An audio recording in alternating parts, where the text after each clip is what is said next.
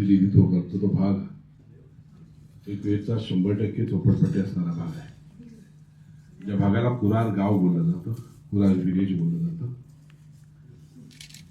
त्या भागातील अनेक अडचणी म्हणजे एका बाजूला फॉरेस्ट खातं आहे आणि एका बाजूला समुद्र आहे.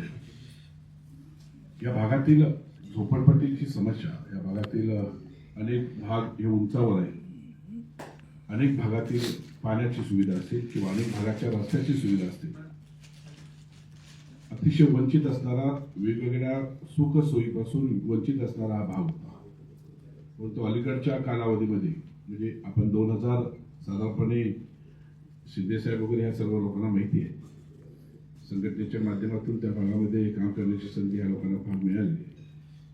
परंतु गेल्या 20 वर्षाचा काल आणि आताचा काल याच्यामध्ये फार बदल आहे. या भागामध्ये तुम्ही मला 5 वर्षाचा प्रश्न उपस्थित केला, 5 वर्षामध्ये ज्या भागाची जशी सुधारणा झाली पाहिजे होती तिथे कुठेतरी आपण महानगरपालिकेकडे म्हणजे जवळजवळ 3 वर्ष महानगरपालिकेच्या निवडणुका झाल्या नव्हत्या आणि महानगरपालिकेच्या निवडणुका झाल्या नाहीत. त्याच्यामुळे नेमकं लोकप्रतिनिधी त्या ठिकाणी होते. नेमकं कुठून काम करायचं, काय करायचं हे अधिकाऱ्यांच्या लक्षात येत नव्हतं. पण अधिकाऱ्यांना आपण त्यावेळेला लोकप्रतिनिधी म्हणून वेगवेगळ्या पक्षाची लोक आपण सातत्याने साथ घालण्याचं काम आपण त्या ठिकाणी करत होतो. परंतु मी एवढं नक्की सांगू शकतो की गेल्या 20 वर्षापूर्वीचा कुरार विलेज आणि आजचा कुरार विलेजमध्ये फरक आहे.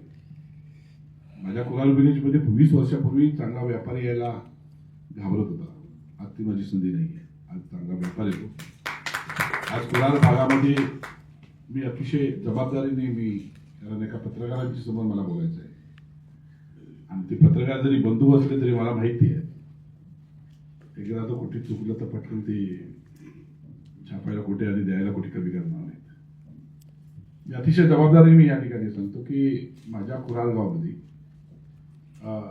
शिंदेसाहेब पूर्वी आज माझ्याकडे राजस्थान मारवाडी समाजाचा लोक म्हणजे जो व्यापार आहे, जे इमिटेशन उद्योजक आहे हे फार प्रमाणामध्ये वाढले आहेत. जे भाडं मला पूर्वी 3,500 रुपये 3,000 रुपये मिळत होतं ते आज भाड्यात माझ्याकडे भाडं 20,000 25,000 50,000 या ठिकाणी अशी भाडं झाली आहे.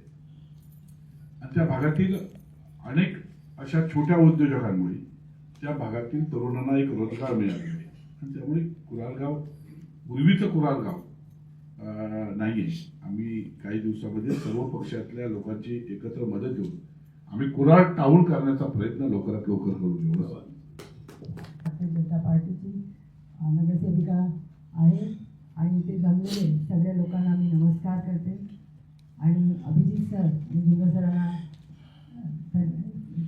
नमस्कार करते, धन्यवाद देते की त्यांनी मला ही संधी दिली की 2 शब्द माझ्या म्हणजे माझ्या वॉर्डबद्दल बोलू शकते. माझं वॉर्ड हे स्लम एरिया प्लस थोडे बिल्डिंग पण आहे. तर स्लम्समध्ये कसं असतो म्हटलं तर पाणी हे सगळ्यात मोठी समस्या आहे.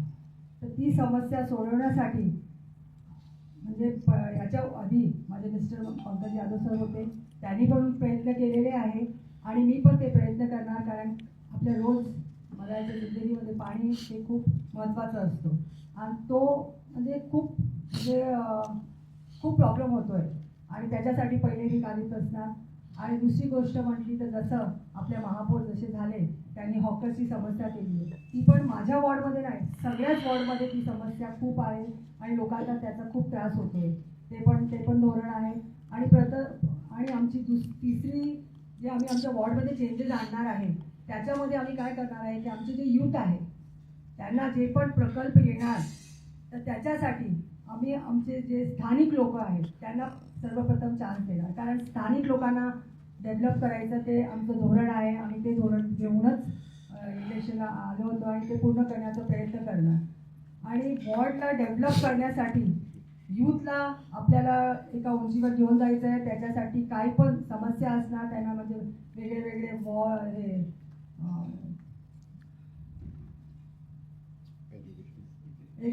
वेगळे सेमिनार्स वगैरे ऑर्गनाईज करणार त्यांना एक उंचीवर घेऊन जायला आणि त्यांना जे पण सपोर्ट लागणार ते आमच्यातर्फे असणार आहे. कारण की जसे गव्हर्नमेंटचे भरपूर स्कीम्स येणार आहे आणि दुसरं मी एक महिला असून मला असं वाटतं की महिलांना खूप डेव्हलप करायचं आहे आणि महिलांसाठी जे पण गव्हर्नमेंटचे स्कीम्स आले ना त्यांच्यापर्यंत पोहोचवायला पाहिजे. त्याचं आम्ही आमच्या ऑफिसतर्फे आमचे कार्यकर्ते सक्रिय असतात आणि पुढे पण ते सक्रिय असतात. आमच्या वॉर्डच्या डेव्हलपमेंटसाठी जे पण वेगवेगळे प्रकल्प येणार त्या प्रकल्पाला मी तिथे आणून आमचे रस्ते वगैरे तर ऑलरेडी 5 वर्षात खूप डेव्हलपमेंट झाले आहे आमच्या एरियामध्ये आणि अजून डेव्हलपमेंट यूथ आणि महिलांसाठी करायचं आहे हे माझं धोरण आहे.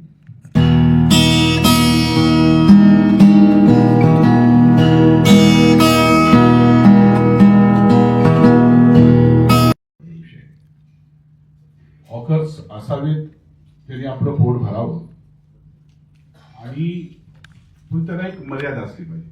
म्हणजे साधारणपणे 9 ते 11 या कालावधीमध्ये त्यांचा सर्वे झाला होता आणि त्या सर्वेमध्ये 80,000 ते 1,00,000 या लोकांना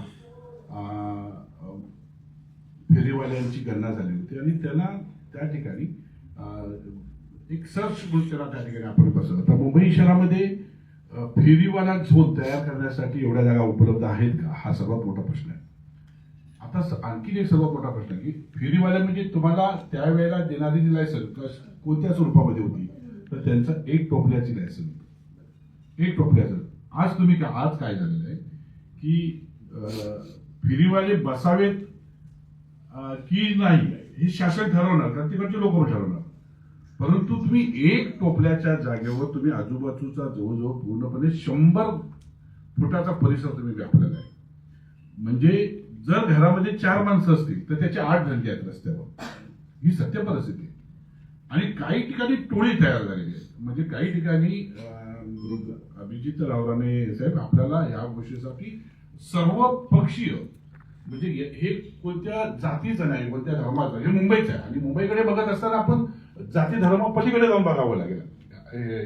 याकडे बघत असताना फेरीवाल्यांचा तुम्हाला माहिती असेल 6 महिन्यापूर्वी माझ्या इकडे एक मर्डर झाली होती.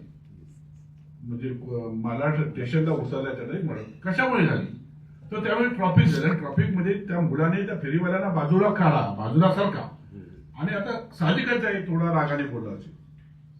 अक्षरशः त्याची बायको त्याच्यावर पडली, त्याची आई त्याला वाचवण्यासाठी पडली, पण त्याला ते वज्रून काटा घेऊन डोक्यात टाकून मारलं त्याच्या पत्नीच्या समोर, त्याच्या आईच्या समोर.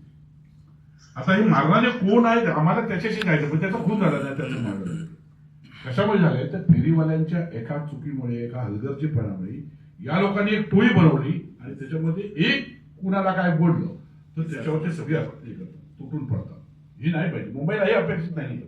मुंबईची लोक बोलतात की तुम्ही फेरी आहे, तुम्ही तुमचं पोट भरा, पण तुम्ही आम्हाला ट्रॉफिक मध्ये अडथळा करू नका. तुम्ही आमच्या समस्या पण तुम्ही जाणून घ्या, लोकांच्या समस्या जाणून घ्या.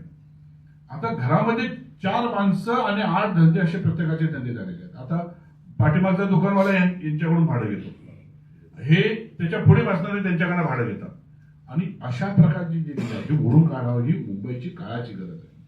मग यासाठी एका पक्षाचं काम आहे का की महापौरांचं काम आहे का, तर नाही. तुम्हाला वेगवेगळ्या पक्षातून आलेल्या सर्व नगरसेवकांनी, सर्व प्रतिनिधींनी तुम्हाला मुंबईकडे जर लक्ष द्यावं लागेल तर भविष्यामध्ये हे सर्वात मोठं संकट आपल्या समोर उभं राहणार आहे आणि म्हणून त्याला आजच ठेचलं पाहिजे.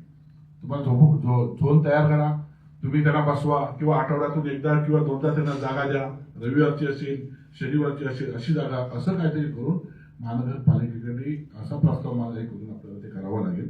पण झोपडपट्टीची समस्या ही मुंबई शहरामध्ये अतिशय गंभीर आहे आणि त्याची गंभीर लक्ष घ्यावं लागेल सर्वांना.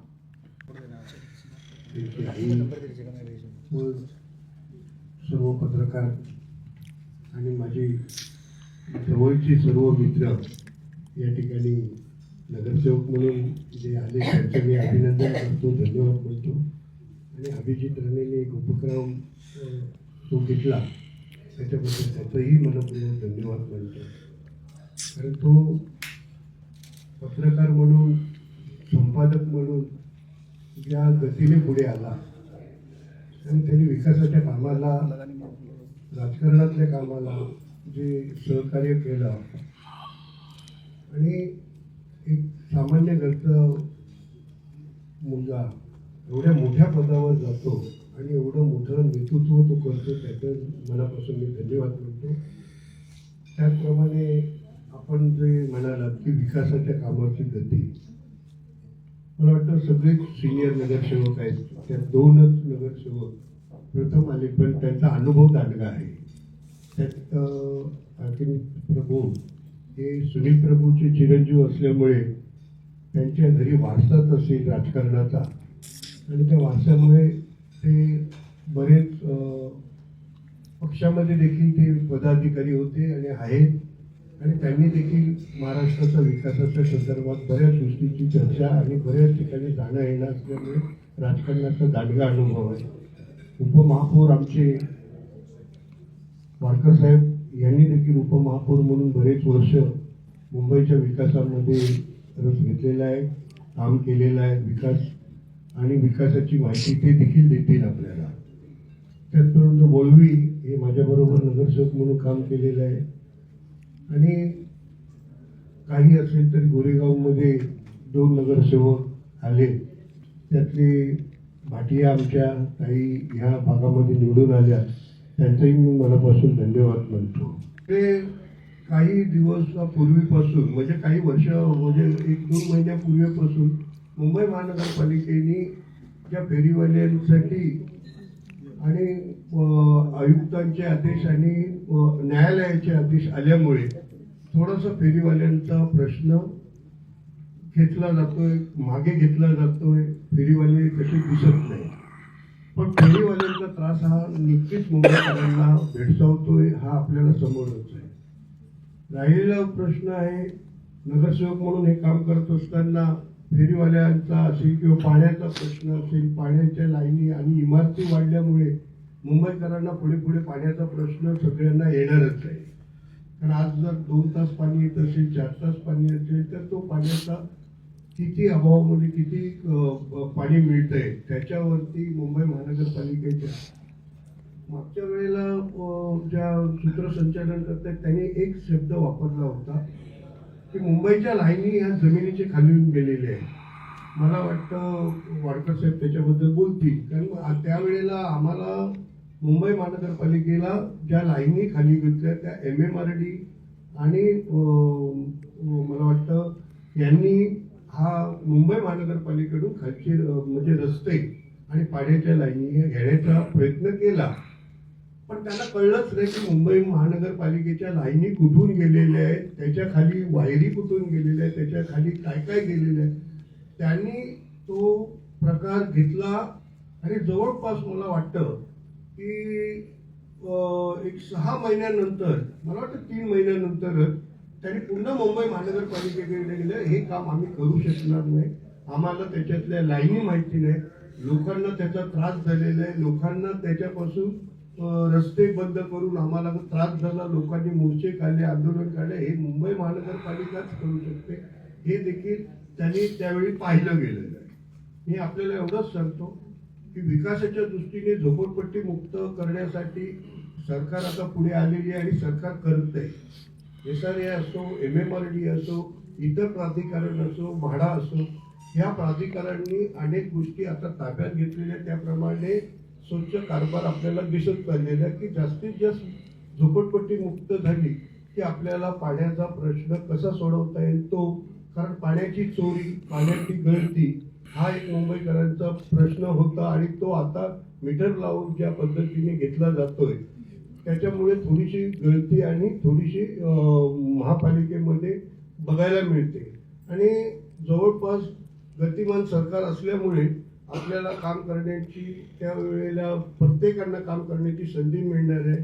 मी एवढंच सांगतो की मुंबईचा विकास हा फार महत्त्वाचा आहे. मुंबईच्या येणाऱ्या त्या इमारती आहेत, येणारी लोक आहेत, ती वाढती लोकसंख्या पाहता मुंबईचा विकास जोरदार चालू आहे. रस्ते चालू आहेत, ब्रिजेस चालू आहेत आणि मैदानं चालू आहेत. या ठिकाणी लोकांना जाण्या येणारे मार्ग चालू आहेत. गतिमान सरकार असल्यामुळे आपल्याला बऱ्याच गोष्टी करता येत आहेत. एवढंच सांगतो. राणे साहेबांना खूप खूप धन्यवाद देतो की नगरसेवकांच्या मनातलं आणि त्यांचं विजन काय आहे. आपण सर्वप्रथम मला तर पहिल्यांदा तसं कोणी घेते म्हणजे माझ्या पाण्यामध्ये बाकी ठिकाणी होत असेल, मी प्रथमच अशा कार्यक्रमाला आज उपस्थित झालेलो आहे, त्याबद्दल आपलं बरोबर आभार मानतो.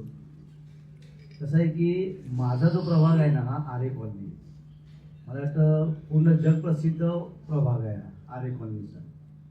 एक मुंबईमध्ये एकमेव भाग असा आहे की त्याला मुंबईचे आपण फुफ्फुसे मानतो. आणि त्या प्रभागामध्ये निरनिराळ्या जाती धर्माचे लोक आहेत आणि आदिवासी बहुल क्षेत्र आहे, मोठा आदिवासी पट्टा आहे. दुसरं आपले साऊथ इंडियन आहेत, उत्तर भारतीय देखील तेवढेच आहेत, पण चांगले गुण्या गोविंदाने सगळे आनंदात आम्ही तिकडे राहतात. असं आहे की ह्या आरे कॉलनीमध्ये जर एखादा विकास काम करायचं असेल तर त्या ठिकाणी निरनिराळ्या एजन्सीज म्हणा, प्रशासनाच्या आपल्याला परवानग्या घ्याव्या लागतात. त्यात वन विभाग आहे, आरे प्रशासन आहे आणि संबंधित जे जे काही विभाग येतील त्यांच्या आपल्याला परवानगीशिवाय तिथे आपण काम करू शकतच नाही. असं आहे. आरे कॉलनीच्या भागामध्ये म्हणायचं समस्या तर पाणी, आणि ही पाण्याची जी समस्या आहे हे पूर्ण मुंबईभरची आहे. तर मागे आता जे सन्मान्य नगरसेवकांनी सांगितलं, शिंदे साहेब सांगितलं, आणि बहुतेक पूर्ण मुंबईमध्ये दररोज मला वाटतं 45 दशलक्ष लिटर पाण्याची आवश्यकता आहे. आणि आता जो पुरवठा होतोय तो आपल्या जवळजवळ 38,000च्या आसपास आपल्याला पाणी पुरवठा होतोय. आणि डेव्हलपमेंट एवढ्या मोठ्या प्रमाणात मुंबईमध्ये व्हायला लागलं आहे की पाण्याची इनपुट कमी आहे आणि आउटपुट सप्लायमध्ये मोठ्या प्रमाणात त्याची आवश्यकता लागलेली आहे. त्यामुळे भविष्यामध्ये मला असं वाटतं की आपल्याला पाण्याची जी वाढीव ती भरून काढावी लागणार आहे. आणि तरच हे खऱ्या अर्थाने पाण्याचा प्रश्न मुंबईचा, माझ्या प्रभागाचा नाही तर पूर्ण मुंबईचा तेव्हाच प्रश्न सुटणार आहे. आरे कॉलनीचा भाग असा आहे की डोंगराळ आहे, सखोल आहे, त्या ठिकाणी बाय ग्रॅव्हिटी डायरेक्ट पाणी जाऊ शकत नाहीये. काही ठिकाणी मी 2012च्या सुमारास नगरसेवक असताना सुनील प्रभू साहेब त्या टायमाला सभागृह नेते होते, सॉरी महापौर होते. त्यावेळेस ज्या पाण्याच्या लाईन टाकल्या आणि त्याच्या माध्यमातून आता आम्ही तिथे परवानग्या घेतल्या, टाकी संक्षेप वरून मग काही वरच्या भागाला पाणी पुरवठा अशा पद्धतीने चालू आहे. पण तो वाढती काही लोकसंख्या आहे त्याच्यावर सांगायचं अपुरा पाणी पुरवठा आहे. आणि दुसरी गोष्ट आरे कॉलनीमध्ये आहे की खूप जुनी, म्हणजे तुळशीवरून जी मेन पाण्याची लाईन येते ना, त्या लाईन मधूनच पाणी सप्लाय होतं. मग त्या जीर्ण झालेल्या लाईन आहेत. मला वाटतं त्या लाईन देखील आपल्याला भविष्यात बदलाव्या लागणार आहे. आणि आरे कॉलनीचा विकास असा असायला पाहिजे असं मला वाटतं की ते पर्यावरणाला कोणत्याही प्रकारची बाधा न जाता पर्यावरणाचा समतोल राखून आणि तिथल्या नागरिकांच्या ज्या काही मागण्या आहेत त्या अनुषंगाने विकास करणं गरजेचं आहे. आणि त्या पद्धतीनेच आम्ही त्या ठिकाणी करणार आहोत. धन्यवाद. अभिजित दादांचे मनपूर्वक धन्यवाद या निमित्तानं व्यक्त करतो. कारण अशा पद्धतीचे संवाद हे निश्चित रूपानं लोकप्रतिनिधींबरोबर झालेच पाहिजे. कारण जनता जनार्दनजी आम्हाला निवडून देते, एका अपेक्षेने निवडून देते. आणि शेवटी निवडणुकीच्या वेळेला प्रचारादरम्यान आपण आपलं विजन हे जनतेला सांगत असतो आणि त्याच्यावरती विश्वास ठेवून जनता आम्हाला निवडून देते. पण त्याचं पुढे काय झालं आणि त्या विजनवरती आम्ही काम करतोय का, किंवा जे विजन आम्ही त्यांना दाखवलेलं ते सत्यात उतरवतोय का, ह्यासाठी देखील अशा प्रकारचे कार्यक्रम झाले पाहिजेत. ज्या लोकप्रतिनिधींना बोलावून त्यांना आपण दिलेलं विजनची आठवण देखील करून दिली पाहिजे. त्यासाठी अशा प्रकारचे धन्यवाद मी या ठिकाणी व्यक्त करतो की अशा प्रकारचे कार्यक्रम हे या ठिकाणी आपण आयोजित करतो. सर्वप्रथम तर मी ज्या वॉर्डाचं प्रतिनिधित्व करतो तो म्हणजे वॉर्ड क्रमांक 54. या वॉर्डामध्ये गोरेगाव स्टेशन हा प्रामुख्यानं पट्टा येतो. गोरेगाव स्टेशनमध्ये अनेक लोक, मग या विभागात जे सर्वच नगरसेवक, त्यांची सर्वच राहणारे नागरिक हे या गोरेगाव स्टेशनमधून विविध ठिकाणी जाण्यासाठी प्रवास करतात. मग अर्थात गोरेगाव वेस्टला देखील ती व्यवस्था आहे, ईस्टला येऊन आपण ट्रेन्स पकडतो. पण सर्वात मोठा प्रश्न हा गोरेगाव स्टेशनला जेव्हा आपण सायंकाळी बघतो किंवा सकाळी कामाला जाताना बघतो म्हणजे ट्रॅफिकचा. आणि ट्रॅफिक कंजेशन सोडवण्यासाठी जेव्हा मी तिथले आमचे ट्रॅफिकचे जे सिनियर आहेत त्यांच्याशी चर्चा केली, मुंबई महानगरपालिकेच्या काही अधिकाऱ्यांशी चर्चा केली, तेव्हा असं लक्षात आलं की जे बसेस हे त्या ठिकाणी आमचे BMCच्या ज्या बेस्टच्या बसेस आहेत ते बाहेर उभ्या राहतात. त्यामुळे ते ट्रॅफिक कंजेशन होतो. तुम्ही पाहिलं असाल की साईवेज हॉटेलच्या समोर जो काय एक बॉटलनेक बनतो, त्यामुळे ते ट्रॅफिक कंजेशन होतं आणि ते सोडवणं देखील सहज शक्य आहे. कारण त्या ठिकाणी आपण कधी कधी बघतो की रिक्षाच्या 3 लाईनी लागतात, एक शेअर रिक्षाची असते, एक सिंगल रिक्षाची असते, पण त्याच्या व्यतिरिक्त देखील अजून एक लाईन लागलेली असते.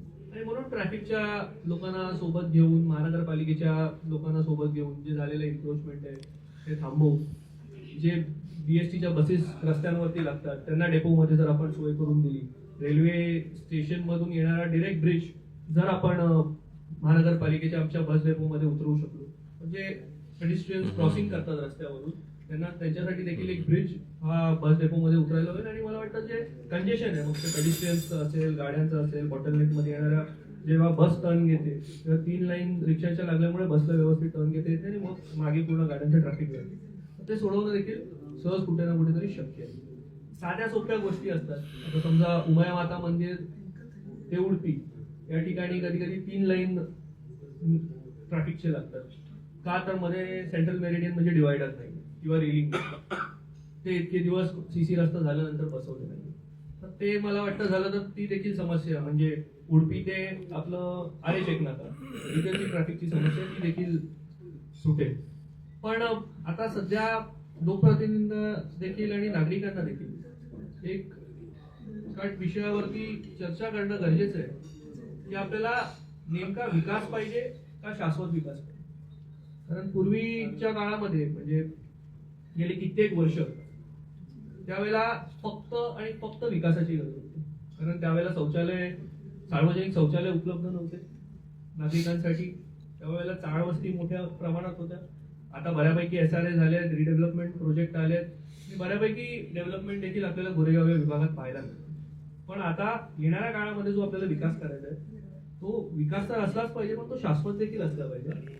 सर्वप्रथम आम्हा सर्व नगरसेवकांसाठी मुंबई मित्रच्या माध्यमातून आमचे दादा अभिजित राणे साहेब यांनी जो प्लॅटफॉर्म आम्हाला दिला आहे त्याबद्दल दादांचे खूप आभार व्यक्त करते. आमच्यासारख्या कार्यकर्त्यांना जेव्हा लोकप्रतिनिधी म्हणून निवडून देतात तर लोकांच्या अपेक्षा असतात की आमच्या प्रभागात चांगल्या पद्धतीने काम व्हायला पाहिजे. नगरसेवक म्हटलं की वॉटर, गटर, मीटर ह्या 3 प्रश्नांसाठी नगरसेवक हा उपलब्ध असतोच, पण प्रत्येकजण आपल्या प्रभागात काय नाविन्यपूर्ण काम करू शकतो यावर सगळ्या नगरसेवकांचा भर असला पाहिजे. कारण नाल्यांच्या समस्या, पाण्याच्या समस्या या तर आहेतच, त्या आपल्याला सोडवायच्याच आहे. पण मुंबईच्या विकासासाठी आपल्या काय करता येईल यासाठी संपूर्ण जे 227 आणि वरचे अजून 10 जे आलेले आहेत नगरसेवक, त्या सगळ्यांची जबाबदारी आहे, सर्वपक्षीय नगरसेवकांची जबाबदारी मुंबईच्या विकासामध्ये प्रत्येकाचा हारीचा वाटा असायला हवा. आणि प्रत्येक नगरसेवक त्या पद्धतीने कामाला लागलेले आहेत. कुठल्याही पक्षाचं राजकारण न करता तिथे मुंबईच्या विकासासाठी बोललं जातं सभागृहात, हे बघून मला अत्यंत आनंद वाटला. आणि आपण जे बोललात की प्रदूषण, तर माझा विभाग प्रभाग क्रमांक 56 80% स्लम एरिया आहे आणि त्याला डेव्हलपमेंटसाठी आता थोडी गती मिळालेली आहे. जे विकासक आहेत ते थोडं आपल्या मनमर्जीने काम करत असल्यामुळे लोकांना धुळीचं जे साम्राज्य विभागात आहे त्याच्यावरती कसं वचक बसवता येईल याच्याकडे माझं स्वतः लक्ष असतं. कारण काम करत असताना जेव्हा त्या स्ट्रक्चर्स पाडले जातात त्याची धूळ, माती अशी आजूबाजूच्या स्लममध्ये पसरत असते आणि स्लम छोटा असल्यामुळे जागा जास्त नाही आहे, छोट्या छोट्या गल्ल्या आहेत, तिकडे हवा येण्यासाठी कुठेच जास्त जागा नसल्यामुळे लोकांना त्याचा त्रास होतोय. तर त्या विकासकांना आम्ही स्वतः असं सांगितलेलं आहे की बाबा तुम्हाला जेव्हा काम करायचं आहे तर प्रत्येक गोष्टीचे नियम पाळून तुम्ही इकडे काम करा. विकास तर आम्हाला देखील हवा आहे, पण लोकांना त्रास देऊन विकास नको आहे. सर्वसामान्य जी जनता आहे, रोजचं काम करून आपलं घर चालवणारी जनता विभागात आहे. कोणी मोठ्या घरातली लोक नाही आहेत, आम्ही देखील सर्वसामान्य घरातूनच आलो आहे. त्यामुळे त्या सगळ्या समस्यांपासून त्या समस्यांची जाण आम्हाला आहे. शिवसेनेच्या माध्यमातून गेली 22 वर्ष त्या प्रभागात मी काम करते. शाखा प्रमुख म्हणून 11 वर्ष काम केलं. आता जनतेने आशीर्वाद दिला, नगरसेवक म्हणून चांगलं काम करण्याची संधी दिली. तर नक्कीच माझ्या प्रभागातला एक सर्वात मोठा विषय हा रिडेव्हलपमेंट आहे. आणि इतक्या वर्ष लोकांना फसवून तिकडचा विकास अनेक राजकारण्यांनी रोखलेला आहे. त्यामुळे माझ्या कारकिर्दीत माझी अशी इच्छा आहे आणि माझी त्या वेळेने प्रयत्न असतील की सुरुवात तरी कामांची व्हावी आणि लोकांना चांगल्या घरात जायला मिळावं, स्वतःच्या हक्काच्या घरात जायला मिळावं. कारण वर्षानुवर्ष हा मुंबईतला चाकरमानी आपल्या दिवसभराच्या कामातून जेव्हा घरी येतो तर त्याला त्या नाल्यातून, गटारातून, गल्ल्यांमधून, अंधारातून घरी यावं लागतं. त्यात माझ्या मुंबईतल्या आणि माझ्या वॉर्डमधल्या लोकांसाठी माझी खूप तळमळीची आणि खूप प्रायोरिटी बेसवर पहिली हे असेल कामाचा प्रयत्न असेल की रिडेव्हलपमेंट आणि SRA प्रोजेक्टवरती जास्त भर देऊन लोकांना चांगलं घर कसं देण्यात येईल. त्याचबरोबर स्वच्छता आहे. आता महानगरपालिकेच्या माध्यमातून अनेक चाळ्या आहेत ज्या आमच्याकडे, जिथे घंटागाडी वगैरे ते सगळं चालू आहे. पण त्याच्या वेळा व्यवस्थित करून कसं सुटेबल वातावरण लोकांसाठी झालं पाहिजे. त्यामुळे जे कचऱ्याचे ढीग, कचऱ्याचं साम्राज्य जे बाहेर आहे ते थोडं कमी होईल याच्याकडे माझं लक्ष आहे. स्वच्छता आहे. पाण्याचा प्रश्न जसं आता आपले सगळेच नगरसेवक सांगतात आहे, पाणी मुंबईला म्हणजे आपल्या गोरेगाव विभागासाठी जे पाण्याचं प्रमाण हवं आहे, प्रत्येक वॉर्डसाठी जे हवं आहे ते आता पाणी तेवढं मिळत नाहीये. कारण आता डेव्हलपमेंट वाढतीये, उच्चभ्रू सोसायट्यांना पाणी चांगल्या जास्त पद्धतीने मिळतं आणि आमच्या स्लम विभागातील नागरिकांना पाण्याचा तुटवडा सहन करावा लागतो. तर महानगरपालिकेला वारंवार त्या पद्धतीने जाब विचारून आम्ही त्या पाण्यावरती तोडगा काढण्याचा प्रयत्न करत आहोत आणि नक्कीच पुढच्या येणाऱ्या वर्षात या सगळ्या समस्यांना आळा घातलेला असेल. मी अभिजित भाऊ यांना खूप खूप मनापासून धन्यवाद देतो. त्यांनी हा एक संवाद तिथे परिसंवादचे आयोजन केले.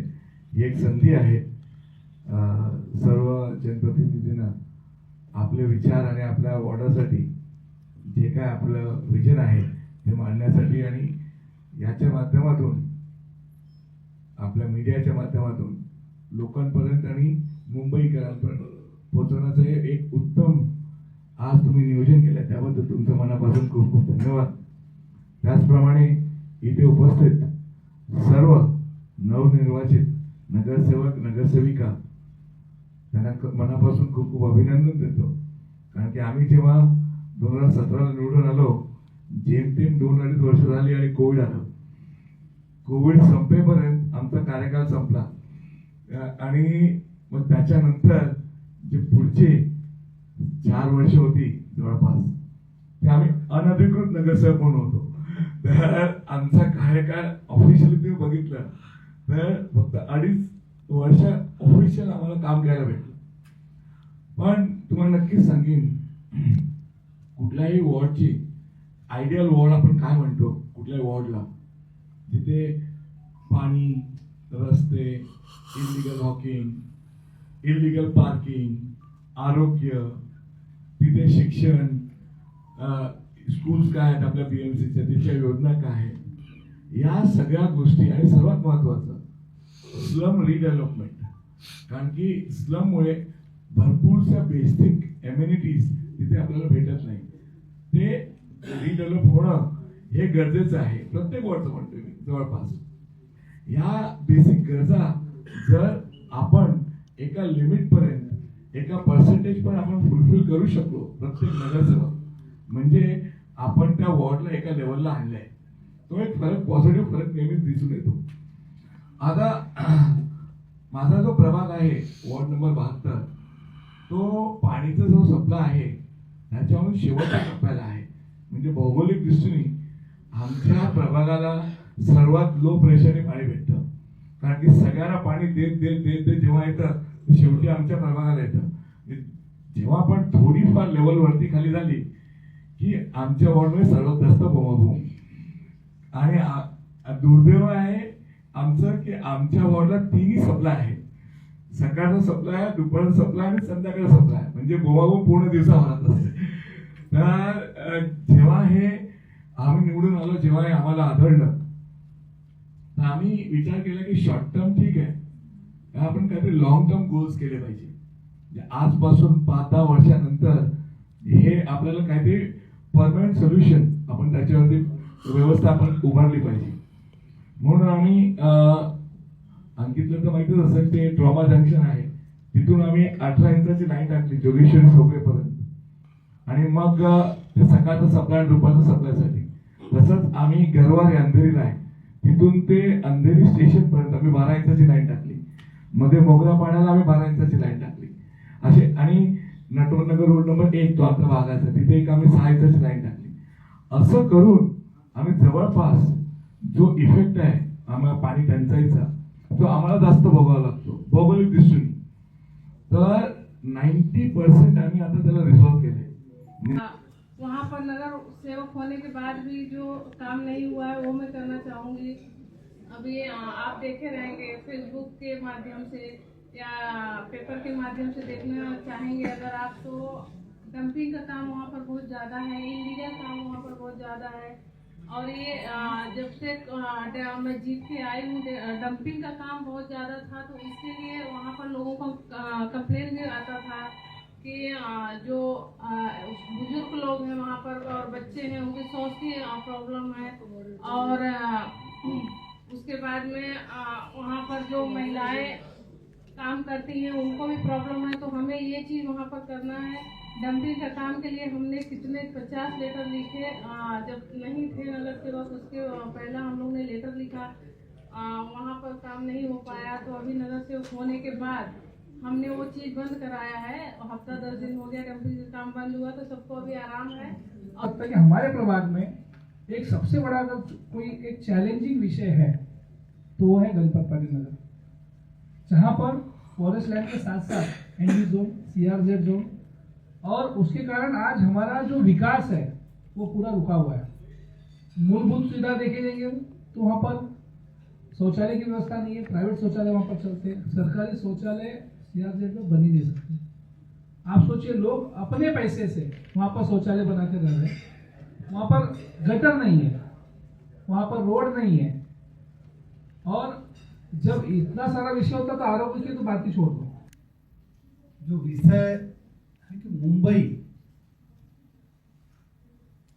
मुंबई जैसी स्पिरिट, मुंबई जैसा शहर, मुंबई जैसे लोग, मुंबई जैसी महानगर पालिका, मुंबई महानगर पालिका की पद्धति, मुंबई के लोग, मुंबई के पत्रकार या मुंबई के चारों स्तंभ, ऐसा मैंने भारत में तो कहीं पे नहीं देखा। मुंबई के हर नागरिक को, चाहे वो युवा हो, महिला हो, चाहे किसी भी क्षेत्र में काम करने वाला हो, पत्रकार हो, अधिकारी, सबको मुंबई के लिए कुछ ना कुछ करना है। लेकिन क्या करना है यही पता नहीं है।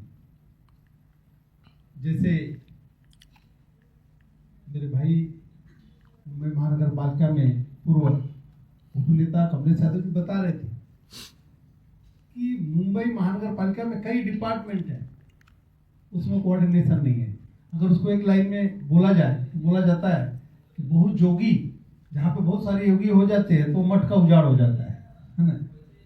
वो मठ का उजाड़ तो नहीं बोलेंगे, लेकिन ठीक से रिजल्ट नहीं आ रहा है। लेकिन इस व्यवस्था का इसको अन्यथा नहीं ले। मैं अभिजीत जी आपके मंच से सत्य बोलने का प्रयास कर रहा हूं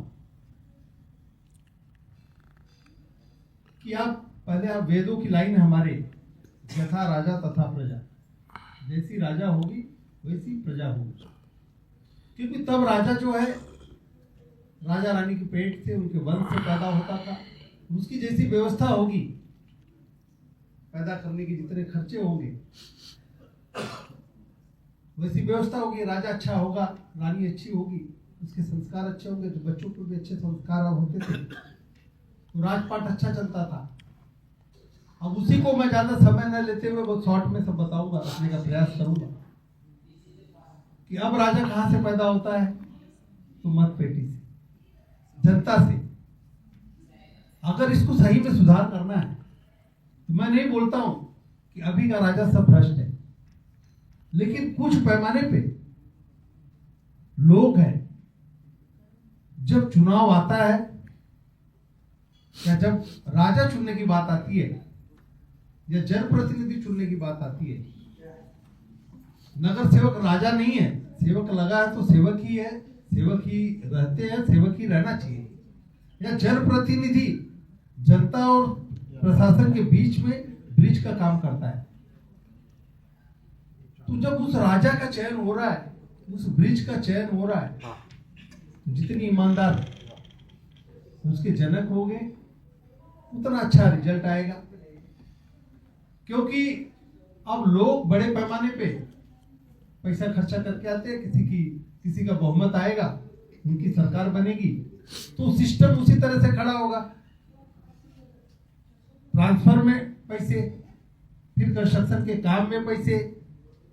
जैसे अभी भाई साहब बोल रहे थे कि हमने गटर बनाया, तो आज 20 साल हो गया, अभी वो गटर देखने की जरूरत नहीं है।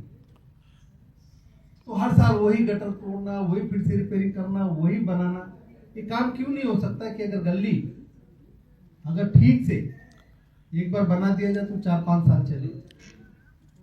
कहीं न कहीं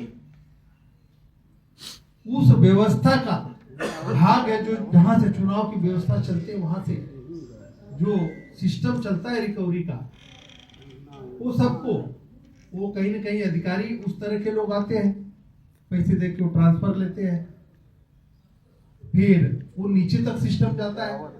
मैं पिछले मैं पिछले उसमें देखा कि बड़े बड़े जो एडमिनिस्ट्रेटिव पोस्ट पे है, डीएमसी से और असिस्टेंट कमिश्नर, तो उसमें भी ट्रांसफर के पैसे लगते हैं। मैं धन्यवाद दूंगा आपकी सरकार, बहुत सारी केसेस है अब उसमें बंद है। आप अगर डीएमसी और असिस्टेंट कमिश्नर के पैसे लेंगे तो जेई तक पैसे वसूले जाएंगे। अब जेई कहाँ से पैसा लाएगा? अपना 8 घंटे के पगार से तो देगा नहीं, फिर आपके गली गटर और व्यवस्था से ही पैसा जाएगा, आपकी क्वालिटी खराब होगी।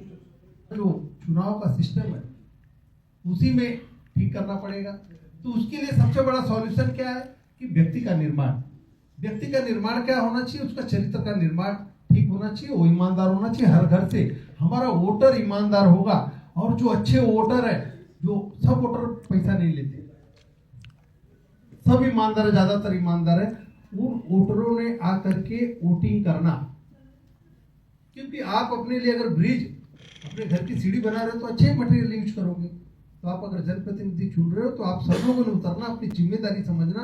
जब अच्छे लोग वोट देंगे तो अच्छे लोग चुन करके आएंगे। काय म्हणणार तुम्ही, किती काय तो चांगला होता आणि काय काय त्याचा निष्कर्ष निघाला, काय म्हणणार तुम्ही?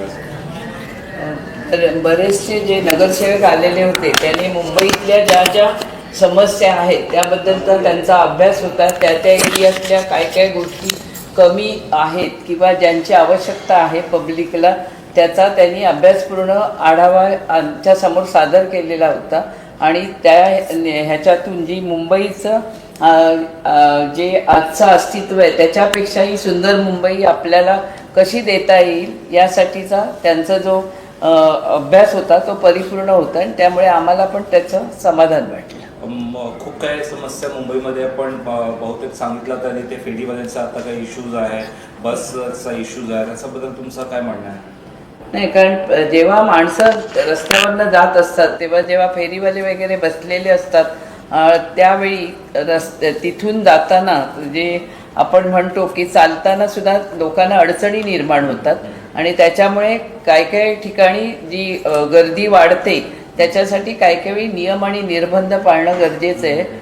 आणि मुंबई महानगरपालिकेने ते त्याचं जर व्यवस्थित हे केलं तर माणसांना पण सोपं जाईल सगळ्यांना। संध्याकाळी जेव्हा ऑफिसमधनं जेव्हा लोक येत असतात किंवा ऑफिसला जात असतात किंवा त्या लोकांसाठी सुद्धा हे अतिशय आवश्यक आहे। अभिजित राणेंचा या इव्हेंटबद्दल काय म्हणणं, किती काय चांगला होता, काय करून शिकायला काय भेटलं असं?